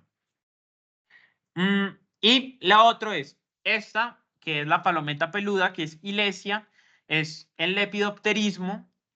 Esta es una oruga, ella también tiene una fase de oruga, pero esta es como la única en que su fase de mariposa tiene como un efecto urticante asociado. Y de hecho se ha descrito casos o brotes de alergia en países como Venezuela, o sea, países muy cercanos, por esta polilla, por la polilla ilesia, que se le conoce como palometa peluda, donde ella pasa, ella descama y esa descamación nos produce síntomas. Pueden ser respiratorios, todas las manifestaciones de urticaria, angioedema que les había descrito. Otras que tenemos que tener presente, Loxóceles, que es la araña del rincón. Yo digo que ella está feliz porque los ojitos hacen como una forma de carita feliz, que ella todo el tiempo está feliz. Es una araña muy chiquita, puede medir de 4 milímetros, 4 milímetros a 2 centímetros, súper chiquita, pero es supremamente tóxica de forma cutánea. De hecho, la clasificación de ella es cutánea y cutánea sistémica, es decir, produce manifestaciones que a ustedes se les pueden confundir. ¿Está escrita en Colombia? Sí, está escrita en Colombia. Se le conoce como araña violinista, es una araña que le encanta, puede estar tanto afuera como adentro de la casa. Es de color marroncito como que se las había mostrado. Hay 3 especies reportadas en Colombia, pueden medir de 1 a 4 centímetros de longitud. No las confundan con la araña tigre, que son que ay, se me olvidó, las paticas son más delgaditas y las arañas tigres las depredan, se las comen. Entonces, si ustedes ven, estoy salvando las arañas de sus casas, pero si ustedes ven una araña en su casa, como una araña tigre, así, con paticas delgadas, no la maten, porque es más probable que si ustedes matan a esas arañas tigres, tengan un mayor riesgo de presentar accidentes por arañas de rincón o loxóceles, porque ya no tienen al depredador, que es lo que uno pues podría ver en esos casos. Acá las pueden ver, mírenla tan linda, ella ahí toda bonita. Las arañas, como simplemente como por curiosidad para que recuerden, los arácnidos no tienen 3 segmentos como los insectos, tienen 2, un cefalotórax y un abdomen. Y miren que uno cree que tendría como 5 patas, ellos tienen 4 pares de patas, esos son los pedipalpos, es una sección especializada, no se le considera pata. Mírenlas acá, Rufipes es más oscurita, o Rufescens, que están acá. Factores de riesgo, niños y ancianos, que la araña sea hembra porque es mucho más grande, y estas son las lesiones que pueden producir. A veces las lesiones por los zóceles se pueden confundir con con una erupción fija medicamentosa cuando producen vesículas o ampollas. Entonces se han descrito casos en los que se confunden precisamente porque cuando únicamente producen vesículas, todavía no han producido el efecto de hiperpigmentación. Estas lesiones que ustedes caben con los zóceles han pasado muchos días para que se vean así. Esas lesiones evolucionan. Usualmente empiezan 7 días, de 4 a 7 días después de la picadura. O sea que antes incluso no hay nada. Y varios días después empiezan las lesiones. Problema es ese, que la gente no relaciona que una araña lo mordió. Entonces, la gente no relaciona que con los quelíceros una araña le inyectó veneno porque pasó cierto tiempo y les confunden a ustedes el diagnóstico. Ustedes creen que no, ha pasado. Y a veces las confunden con, incluso en este tipo de casos, las pueden confundir con fascitis necrosante, porque a veces las complicaciones de fascitis son supremamente marcadas. O, mire, es un proceso infeccioso, miren esas ampollas tan horribles, seritema y esas manifestaciones violáceas. Y acá en Colombia, como vieron, hay descripciones. Y ya para terminar, lo último que les quiero mostrar es que les sirve a ustedes por si se van de viaje al mar. Hay ciertas lesiones que ocurren en la piel por animales marinos. El primero es que uno se chuce, pues que uno se chuce con un coral, uno se chuce con un erizo, bueno. Pero digamos que te puedan confundir más fácil, huellas, por ejemplo, lesiones de urticaria que pueden ocurrir por medusas. Digamos que ahí la medusa puede que uno no la vea, pero no es, no es tan difícil como sospecharla. Pero hay dos que sí. Una es la picazón del nadador, y es que en las áreas sumergidas el paciente va a tener un prurito muy intenso. Esto usualmente ocurre por parásitos que no son de nosotros, pero que a la exposición con la piel, pues producen urticaria. Entonces, tenemos esa presentación. No es algo tóxico, pero es por eso, por parásitos que están en el agua como tal. Y hay otra que es la erupción del bañista de mar. Miren que es diferente. Una es picazón del nadador y la otra es la del bañista. La del bañista solo ocurre en los trajes de baño, es decir, en donde estaba el traje de baño, ahí tiene las lesiones. Y esto usualmente ocurre por éfiras. Las éfiras son como los bebés de las medusas. Entonces, es la fase como inicial de las medusas donde son tan chiquitas que uno no las ve y ellas quedan como pegadas en el traje de baño. Entonces, al quedar pegadas en el traje de baño, sus senoidocitos, que son el compuesto, el órgano como tal con las que ellas inyectan veneno, que parece un arpón, pues se los inyecta. Solo que como son tan chiquiticas, son muchas. Y son en las áreas que están como pegadas. Por eso es que ocurren en las áreas del traje de baño y no en todas las áreas sumergidas. Esas serían como las dos últimas que les traigo y eso sería todo. Yo sé que faltaron muchas cosas, pero realmente toxicodermias puede ser un mes entero solo hablando, una charla puede ser solo una toxicodermia hablando sobre ella. Entonces, queda atento a sus preguntas, espero les haya gustado. Sé que me demoré bastante, me disculpo. Entonces, queda atento si tienen alguna pregunta. No, fue una charla muy chévere, de verdad. Muchísimas gracias por abarcar tanto en tan poquito tiempo. No fue ni siquiera muy largo para todo lo